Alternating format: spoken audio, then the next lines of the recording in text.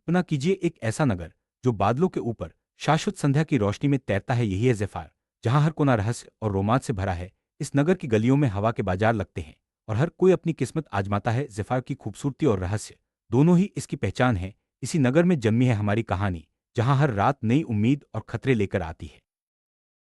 Zephyr में अरियन नाम का एक चोर रहता है, जिसकी चालाकी और आक्रामक के चर्चे दूर दूर तक हैं। उसके पास दो खास खंजर हैं जो स्काई स्टील से बने हैं। अरियन हमेशा उसके गाद से एक कदम आगे रहता है और उसकी हरकतें नगर में रोमांच भर देती हैं। उसकी जिंदगी में हर दिन एक नई चुनौती होती है, लेकिन वह कभी हार नहीं मानता।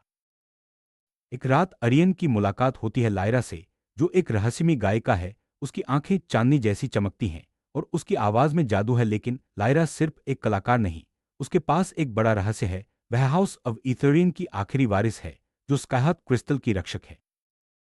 स्काइहार्ट क्रिस्टल ज़ेफायर ही नहीं, बल्कि सभी लोगों का सबसे शक्तिशाली रत्न है। यह क्रिस्टल संतुलन और शक्ति का प्रतीक है, जिसकी रक्षा करना इथेरियन परिवार का कर्तव्य है। लेकिन अब यह क्रिस्टल खतरे में है और इसकी सुरक्षा की जिम्मेदारी लायरा के कंधों पर है। काहत क्रिस्टल को चुरा लिया है मालाकार ने, जो छाया से बना एक खतरनाक राजा है। वह ड्रावोस के ज्वालामुखी राज्य पर राज करता है, जो बादलों के नीचे स्थित है। उसकी ताकत और क्रूरता से सभी डरते हैं। अब ज़ेफायर का संतुलन खतरे में है और अरियन लायरा को उसे रोकना ही होगा।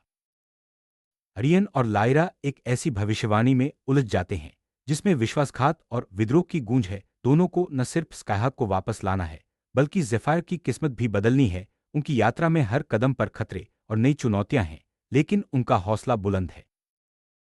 काहत को पाने के लिए अरियन और लायरा को 7 आइल्स ऑफ विंड की यात्रा करनी पड़ती है। हर द्वीप पर साहस, छल और बलिदान की परीक्षा है। इन द्वीपों की प्रकृति और वहां के रहस्य उनकी यात्रा को और भी रोमांचक बना देते हैं। उनकी राह उन्हें इलार के तैरते जंगलों में ले जाती है, जहां पेड़ खोई आत्माओं के गीत गाते हैं। यह जंगल रहस्यों से भरा है और यहाँ हर कदम पर खतरा है। अरियन और लायरा को यहाँ अपने डर का सामना करना पड़ता है। मिर्सी पार करते हुए अरियन और लायरा को अपने ही प्रतिबिंबों से जूझना पड़ता है।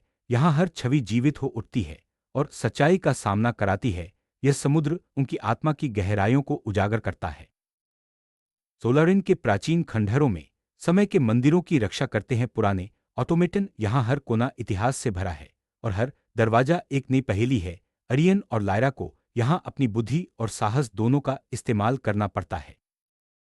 यात्रा में उनका साथ देता है कैल, जो ऑर्डर ऑफ द फिनिक्स से निष्कासित एक योद्धा साधु है। उसके पास एक विशेष ताफ है, जिससे वह सच्चाई की अग्नि जगा सकता है। कैल की उपस्थिति से टीम को नई शक्ति और दिशा मिलती है।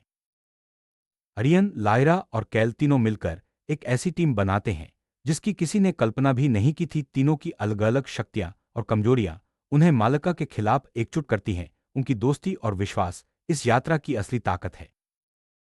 जैसे जैसे अंतिम युद्ध करीब आता है, अरियन को अपने अतीत का सच पता चलता है। मालाकार, जो उसका सबसे बड़ा दुश्मन है, असल में उसका पिता है, एक श्रापित आत्मा जो अंधकार में कैद है। अरियन के मन में बदले और मुक्ति की जंग छिड़ जाती है। युद्ध के बाद लायरा का गीत स्काइहार्ट को फिर से जगा देता है। उसकी आवाज से रोशनी लौट आती है और ज़ेफायर में संतुलन बहाल होता है। अरियन की बहादुरी और लायरा की शक्ति दोनों मिलकर एक नई शुरुआत का संकेत देती हैं। अरियन अब एक किंवदंती बन जाता है। उसके खंजर ज़ेफायर के सिंहासन पर छोड़ दिए जाते हैं, एक ऐसे नायक की याद में जिसने किस्मत को चुनौती दी। सदियों बाद भी यात्री ज़ेफायर की कहानियां सुनाते हैं, जहां तूफानों से नायक जन्म लेते हैं और हवाओं में तकदीरें लिखी जाती हैं।